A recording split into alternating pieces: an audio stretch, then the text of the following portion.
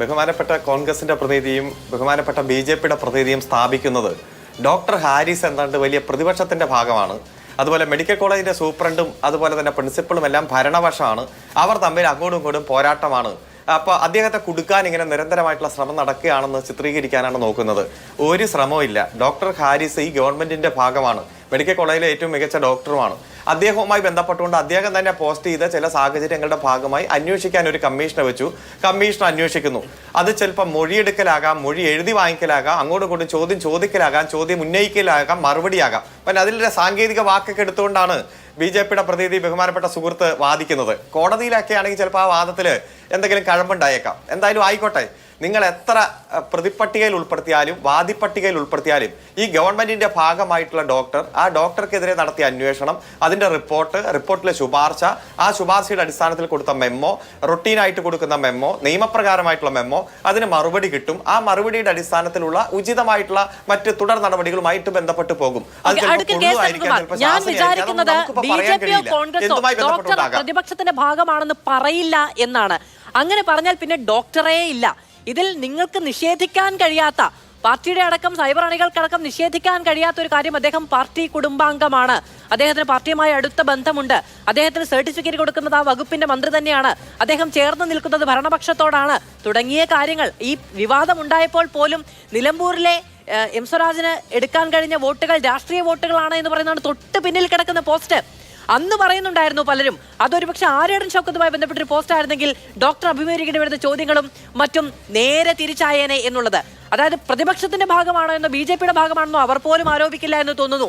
നിങ്ങൾക്കും നിങ്ങളുടെ ചേരിയിലുള്ള ഒരാൾ, നിങ്ങളുടെ പാർട്ടിയുമായി ബന്ധപ്പെട്ട് നിൽക്കുന്ന ഒരാൾ, നിങ്ങളുടെ സംവിധാനത്തിന് വിശ്വാസമുള്ള ഒരാൾ എന്ന നിലയ്ക്കാണ് അദ്ദേഹത്തെ കൈകാര്യം ചെയ്യേണ്ടി വരുന്നത്. അല്ല, നിങ്ങളിപ്പോ ഏത് പക്ഷമാക്കിയാലും ഞാൻ പറഞ്ഞല്ലോ, ആ ഡോക്ടർ പൊതുസമൂഹത്തിൽ ഉന്നയിച്ച ചില ആരോപണങ്ങളുണ്ട്. ആ ആരോപണങ്ങൾ ശരിയാണോ എന്നാ പരിശോധിക്കുന്നത്, അല്ലാതെ രാഷ്ട്രീയ നിലപാട് ചൂഴ്ന്ന് എടുത്തുകൊണ്ടുള്ള പരിശോധനയല്ലല്ലോ. അപ്പൊ ഈ പ്രോബ് അദ്ദേഹം 2024 5-ാം മാസത്തിൽ പ്രോബ് ആവശ്യപ്പെട്ടു, വാങ്ങിച്ചു കൊടുത്തു. 9-ാം മാസത്തിൽ ആവശ്യപ്പെട്ടു, വാങ്ങിച്ചു കൊടുത്തു. 2025 ജനുവരിയിൽ ആവശ്യപ്പെട്ടു, വാങ്ങിച്ചു കൊടുത്തു. ഫെബ്രുവരിയിൽ ആവശ്യപ്പെട്ടു, വാങ്ങിച്ചു കൊടുത്തു.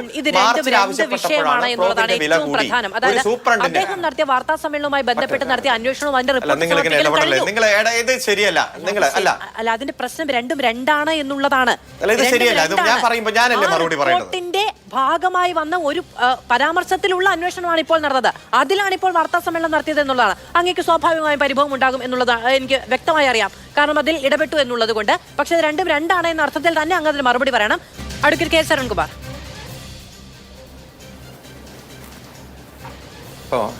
ഇടയ്ക്ക് ഇടപെടിച്ച് ആ ഫ്ലോ കളയുക എന്നുള്ളത് താങ്കൾ ഒരു സ്ഥിരം ശൈലിയായിട്ട് വരുന്നുണ്ട്. ഞാൻ അതിന്റെ പ്രതിഷേധം രേഖപ്പെടുത്തുക.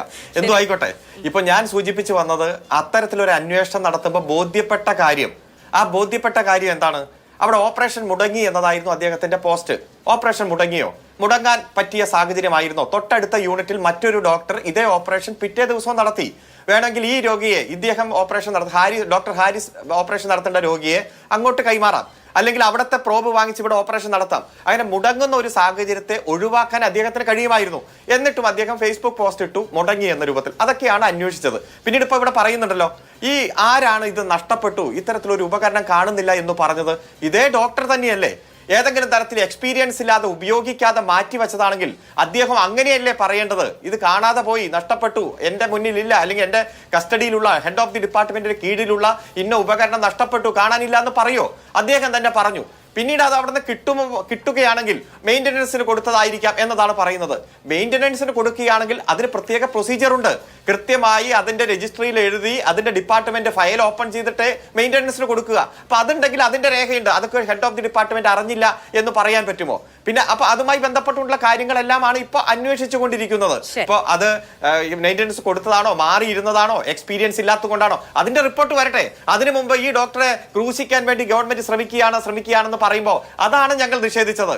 അത് വിശദീകരിക്കാനായിരിക്കാം ഇന്ന് അവിടുത്തെ സൂപ്രണ്ടും പ്രിൻസിപ്പളും പത്രസമ്മേളനം വിളിച്ചത്. പത്രക്കാർ ചോദ്യം ചോദിക്കുന്നു. ഞാൻ ആദ്യം സൂചിപ്പിച്ചതുപോലെ ഒരാളെയും കുറ്റകൃത്യത്തിൽപ്പെടുത്താനോ കുറ്റവാളിയാക്കുകയല്ല, ചേർത്ത് നിർത്തുകയാണ് ഈ ഗവൺമെന്റിന്റെ ലക്ഷ്യം. അത് തന്നെയാണ് ഈ സംഭവത്തിലും ഉണ്ടാകൂ.